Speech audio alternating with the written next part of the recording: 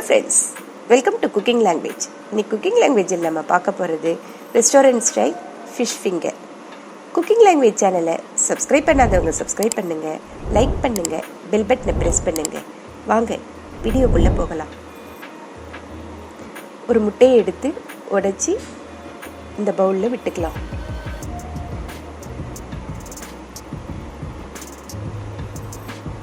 இப்போ இந்த உடைச்ச முட்டையை நம்ம நல்லா பீட் பண்ணி எடுத்துக்கலாம்.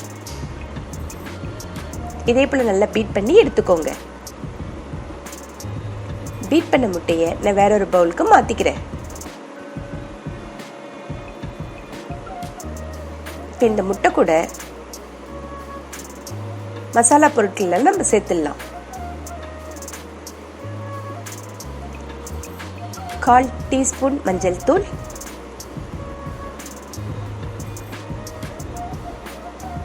1/2 teaspoon Kashmiri chilli powder. Kashmiri chilli powder நம்ம கலருக்காக தான் சேர்த்துக்கிறோம்.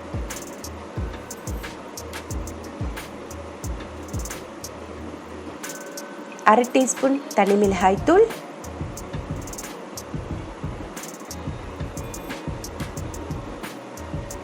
1/2 டீஸ்பூன் தனியாத்தூள், 1/4 டீஸ்பூன் ஜீரகத்தூள்,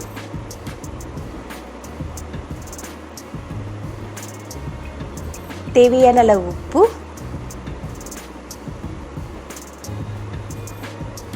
1/2 லெமனை எடுத்து இங்கே நான் ஜூஸ் பிழிஞ்சு வச்சுருக்கேன், அதையும் சேர்த்துக்கலாம்.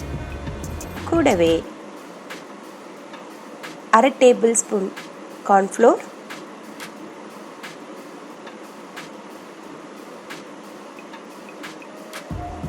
1 டேபிள் ஸ்பூன் மைதா சேர்த்து இப்போ இது எல்லாத்தையும் நம்ம கட்டிகள் இல்லாமல் நல்லா கலந்து விட்டுக்கலாம். இதே போல் நல்லா கலந்து விட்டுக்கோங்க. இப்போ இது கூட நான் 1/2 டேபிள் ஸ்பூன் மிளகுத்தூளையும் சேர்த்துக்கிறேன். சேர்த்து இப்போ இது எல்லாத்தையும் நம்ம நல்லா கலந்து விட்டுக்கலாம். இங்கே நான் 1/4 கிலோ போன்லெஸ் ஃபிஷ் எடுத்து வச்சுருக்கேன், அதை இது கூட நான் சேர்த்துக்கிறேன். இங்கே நான் பாஷா ஃபிஷ் யூஸ் பண்ணுறேன். வஞ்சனம், பாஷா, சீரா இது போல் எந்த மீனாக இருந்தாலும் நல்லாயிருக்கும். இதே போல் நல்லா கலந்து விட்டுக்கோங்க. இப்போ இது ஒரு மூடி போட்டு 20 நிமிஷம் நம்ம அப்படியே விட்டுடலாம். ஃபிஷ்ஷு அந்த மசாலாவில் ஊறட்டோன்னு வெயிட் பண்ணலாம். 20 நிமிஷத்துக்கு அப்புறம் மீன் துண்டுகள் எல்லாம் நல்லா மசாலாவில் ஊறி வந்திருக்குது. நான் இங்கே பிரெட் தூள் எடுத்து வச்சுருக்கேன். இப்போ நம்ம ஊற வச்ச ஃபிஷ் எல்லாம் எடுத்து இதே போல் கோட் பண்ணி எடுத்துக்கலாம். எல்லா இடத்துலையும் அந்த பிரெட் தூள் படும்படி நம்ம நல்லா கோட் பண்ணி எடுத்துக்கலாம். இதே போல் எல்லா மீனையும் நம்ம செஞ்சு எடுத்துக்கலாம்.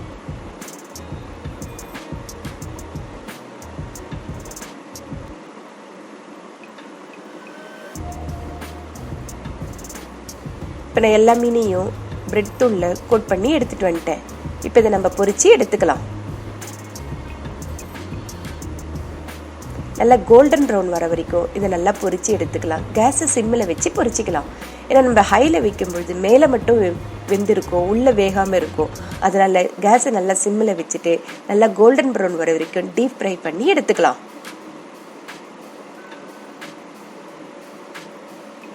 இப்படி நல்லா பொரிஞ்சு வருது பாருங்க.